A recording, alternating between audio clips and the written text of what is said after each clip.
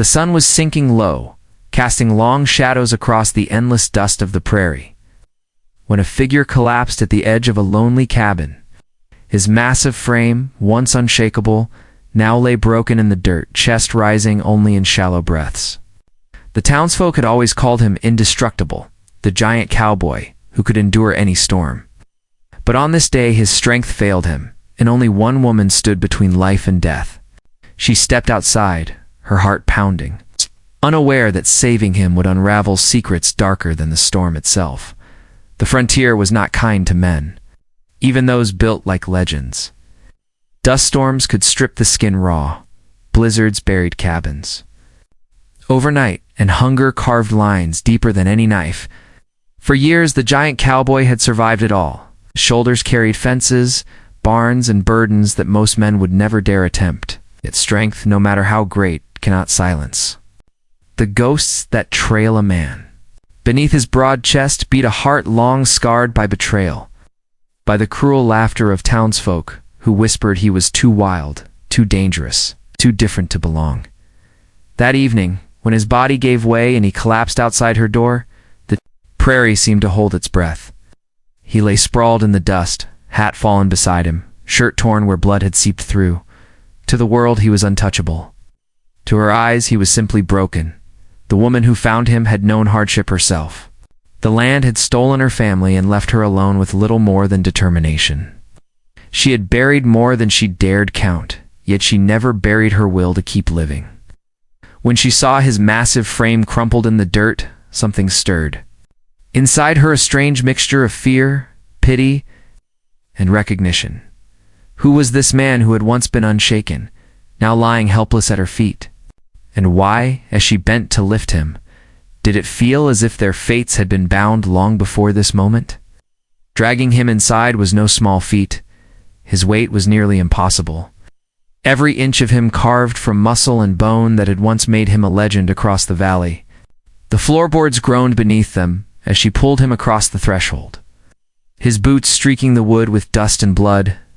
She laid him near the hearth, firelight flickering over his pale face, and for the first time she saw the cracks that no one else had noticed, the sunken cheeks of a man who hadn't eaten properly in days, the bruises along his ribs, the faint trembling of a body too exhausted to keep fighting. She fetched water, tore strips from her only spare sheet, and pressed them against his wounds. Each touch revealed more than physical pain. Across his skin were scars of battles no one spoke about, reminders of nights spent in fights, not for glory, but for survival. Whispers in town had painted him as dangerous, untamable, a brute who belonged to no one. But as she worked, she saw the truth. The world had branded him an outcast, not because of what he had done, but because of who he was. Years ago, he had been cheated of his land by wealthy ranchers who claimed men like him had no right to own so much. His silence had been mistaken for guilt, his strength twisted into threat. The saloon kept its doors closed to him, the church pews left space as if he carried disease, and the very children of the town were told never to speak his name. Strength had been his shield, but injustice had been his prison. Now, as she cleaned his wounds, she realized the cost. His body had carried burdens too long without rest, till even the strongest legs had buckled beneath the weight of rejection. Yet helping him was not without risk. If the town discovered she had taken him in, they would turn their cruelty upon her. A widow living alone was already whispered about. Harboring the giant cowboy would confirm every vicious rumor. Still, she could not leave him to die. With each ragged breath he took, suspense hung in the air. Would the fire in his chest flicker out before dawn? Would her hands be enough to pull him back from the edge, or was she simply delaying the inevitable? As the night stretched on, and shadows crawled across the cabin walls, she began to sense that saving his life meant something greater than survival. It meant defying the injustice that had nearly destroyed him, and perhaps in that defiance, she was saving herself as well. By the third night, his body convulsed with fever. Sweat drenched the sheet she had wrapped around him, his skin burning hotter than the fire she stoked to keep the cabin warm. Every rag she pressed to his forehead came away steaming.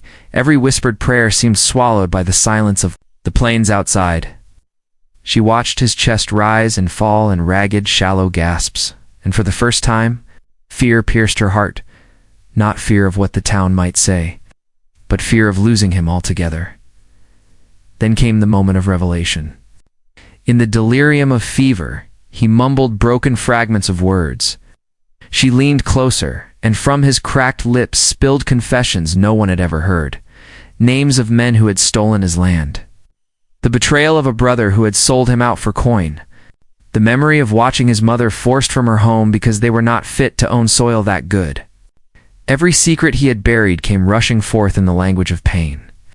And she realized the collapse in the dust was not only his body failing, it was years of injustice finally crushing him. Outside, a storm gathered. The wind howled like wolves against the shutters, rattling the cabin as if the world itself demanded she give him up. She had one chance. Either let his fever run its course and risk the inevitable, or find the strength to save him by drawing it out, the way frontier women had done when no doctor would come.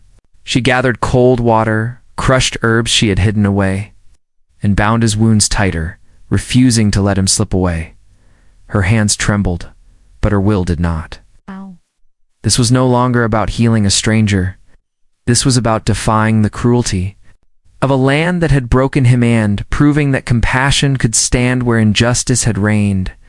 As lightning cracked across the plains, she pressed her hand against his chest, whispering not to give up, not to let the world win.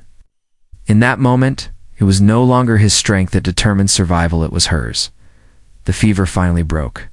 With the sunrise, after days of restless struggle, his chest rose steady, his breathing no longer a battle, but a rhythm of life returning.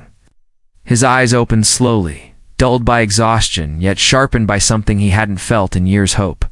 She sat beside him, her hand still resting on the bandages she had changed through countless nights. Her face pale with weariness but glowing with relief. In that fragile silence, he realized what no bullet or betrayal had ever allowed him to see. He had not been defeated by the cruelty of the world, only starved of mercy. She, this woman who owed him nothing, had given him what no one else had ever offered, a second chance. Recovery was not instant. He walked with a limp, bore scars that would never fade, and carried memories of injustice that still burned. But each day he rose a little stronger, and each day she was there, reminding him that brokenness did not mean the end. She had stitched not only his wounds, but the pieces of a spirit long abandoned to dust. And though the town whispered, though neighbors muttered of impropriety or weakness, neither of them bent beneath the weight of judgment, because they had both seen something the others had. Not that healing was more powerful than hatred, and love could grow even from the harshest soil. His story became more than one man's survival. It became a quiet rebellion against a world that had tried to bury him. And as he stood beside her watching the horizon burn gold in the setting sun, he knew he had been healed not just in body but in soul. And so we are left to ask, when injustice and cruelty threaten to break us, will we collapse in the dust or arise because someone chose to heal us with love?